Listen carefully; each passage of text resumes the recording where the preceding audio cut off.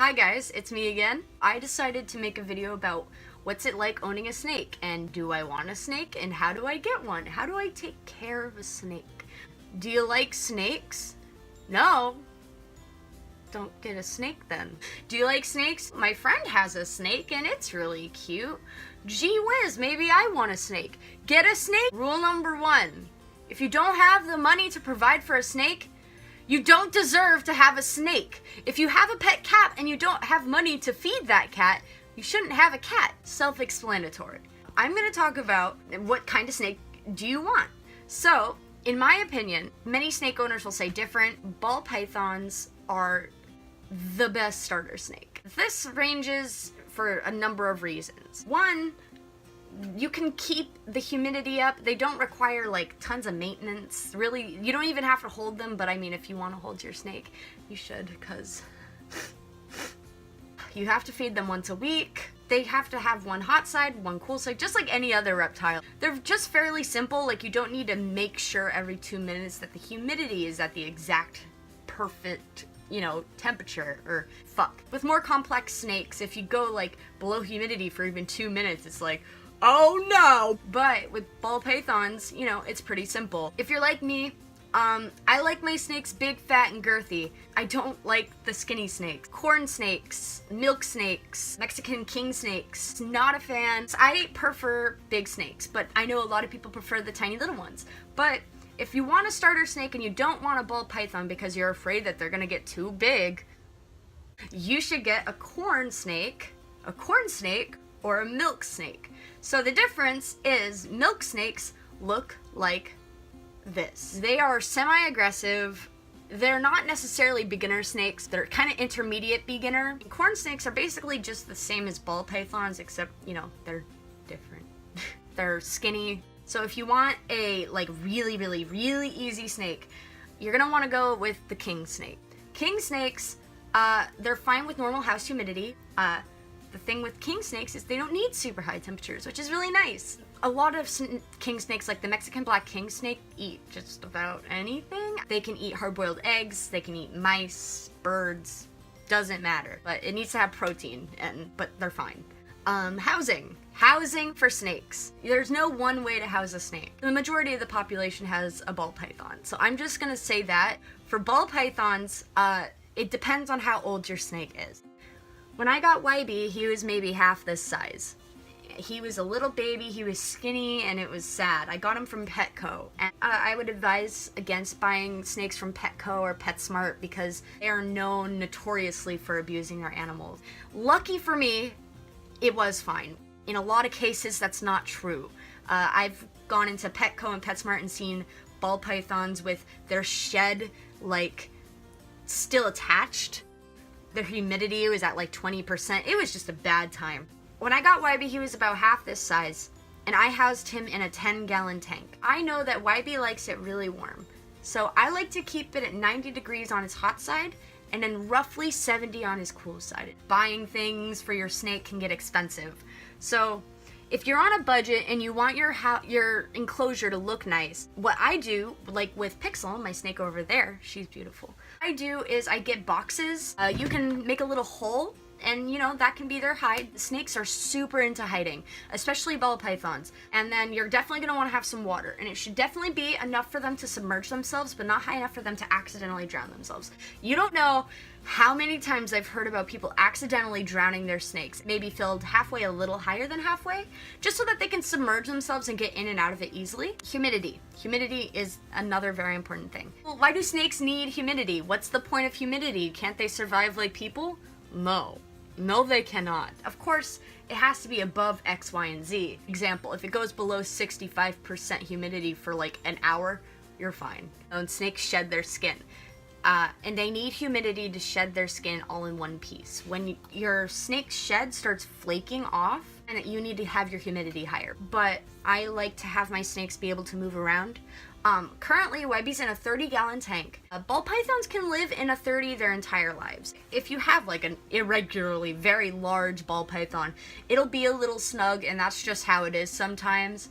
But Although Wybie's just a baby, I want him to have lots of room to explore. Just make sure you have hides so that they can hide in there. But I feel like it's good to have your snake in a lot of room so that they can explore.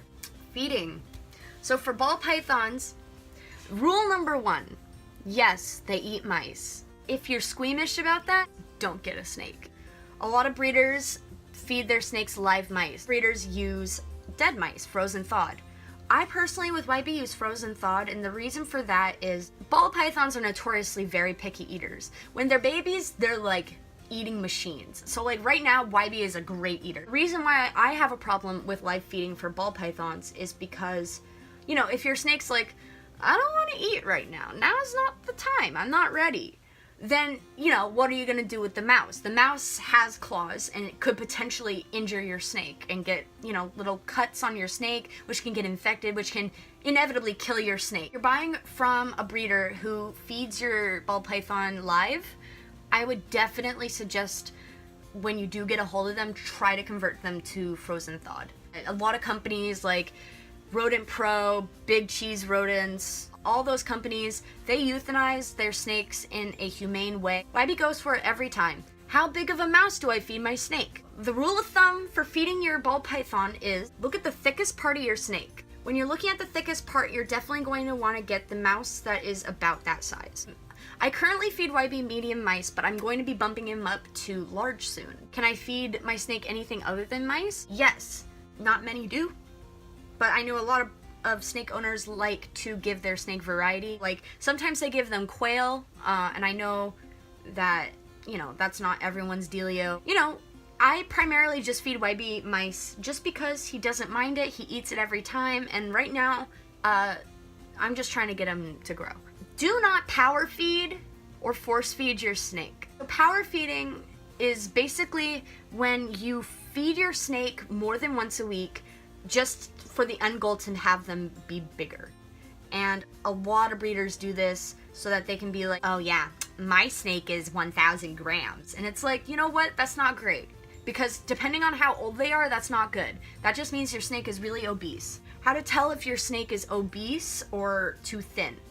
When you're looking at a snake's spine, if the spine is really, really noticeable, like you can see each vertebrae, that means they're too skinny. Oh, Wybie wants to say hi to you guys.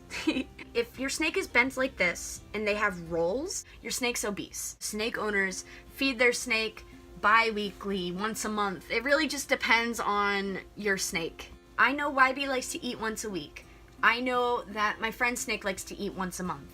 It really just varies. You gotta figure that out. It takes time to get to know your snake. Look at him, he's a little bracelet. Isn't he perfect? Oh, size. So, ball python. Females are gonna get bigger. Females get bigger. They usually get to be around, like, maximum 6 feet.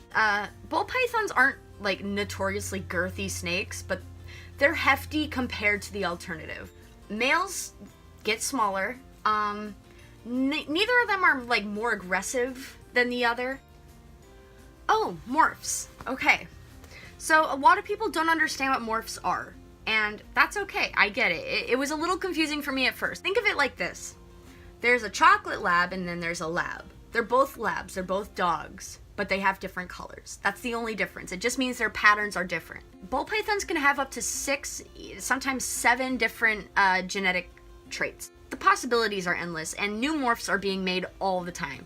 And ball pythons are known for having a million morphs. Do know that the more exotic of morphs, the more expensive your snake is going to be. But if you're definitely into wanting to have like a really interesting colored snake, there's a lot of websites that sell them. Where do I get snakes? So you can get tons of snakes online, and remember that there are a lot of websites online. There's breeders online who just do not take care of their snakes, and that's really sad. There are a fair share of websites and breeders that actually do take really good care of their snakes. LL Reptiles, BHB, incredible websites. I haven't ordered from them personally, but I have friends who have, and I just know that they're a great resource. But expos are a good place to get snakes as well. They can get a bit expensive. That's another thing. Expos are nice if you want to get mice for cheap, enclosures for cheap, substrates for cheap, but snakes generally can be expensive. Substrate. Substrate just means the bedding that your snake is sitting on. Do not get anything with cedar or pine. They have chemicals that can kill your snake. I've done newspaper, I've done coconut fibers, I've done aspen. Aspen cannot handle humidity very well. And like I said, snakes need a lot of humidity. A, it has trouble holding humidity. And that's just how it is. And B, when aspen is wet or moist, it can grow black mold. And to point out the obvious, mold is bad. Don't get aspen. I actually get Eco Earth's coconut fibers. I suggest getting Eco Earth's coconut fibers. Looks nice, it looks classy. It's just tidy and it holds humidity super well. I highly suggest it. It's a little more on the expensive side, but it's worth it, definitely. If you are just like, don't have the money for that, that's okay. I've been there too. So my blood python over there, I have her on newspaper. And it's not because I don't have the money to get more coconut shavings. I like to have my blood python on newspaper. That just, for me, is a preference. Like I said, you need to know your snake. If your snake likes burrowing, I highly suggest getting substrate that they can burrow in. When you're laying down substrate, you're gonna want to have about an inch or an inch and a half, maybe even 2 inches of substrate from the bottom of the tank to the top. If your snake is larger, if your ball python is larger, so if your ball python is full grown, you need to be aware that they are just strong. You're not gonna wanna put them around your neck because they can choke you out. And, you know, that's not a good thing. When you're feeding your snake, don't handle them 2 days after they feed because they have to digest their foods, and that takes time. Dangers. Things to look out for when you have a snake. Look out for mites. Mites are exactly what they sound like. They're little bugs who can bury themselves into your snake's scales, and they go all up in their heat pits. It's a bad time. Actually, they can kill your snake. They're identifiable by, you know, if they have tons of dots and they sometimes move, they have a white dot on their back, you have mites on your snake. Very difficult to treat, but if you can, please treat it because, you know, your snake doesn't deserve to die. Another thing to look out for when you have a snake is scale rot. It is exactly what it sounds like. It is when the scales rot, and there's usually no real reason for this. If it isn't severe, it's fairly easy to treat.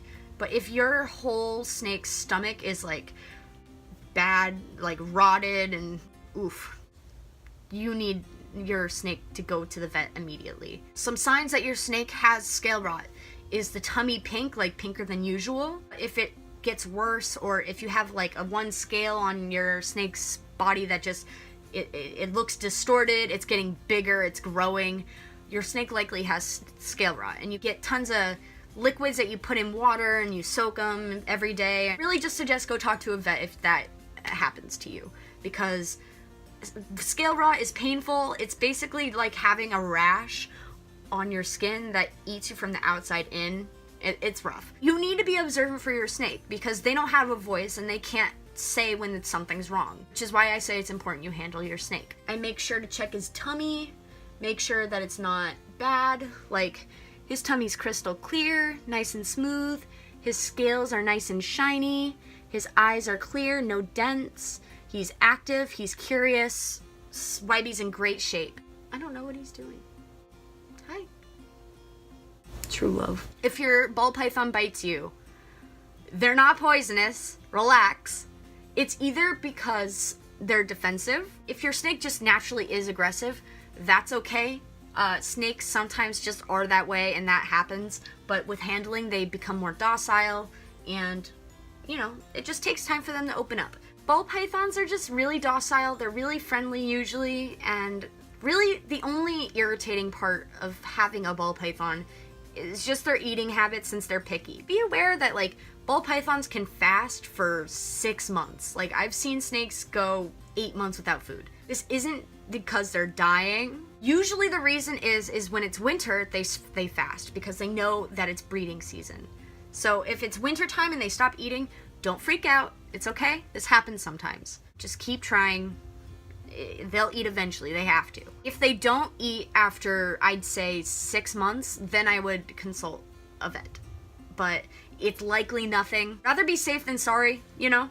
So just make sure that your snake is healthy and happy. I think that's it.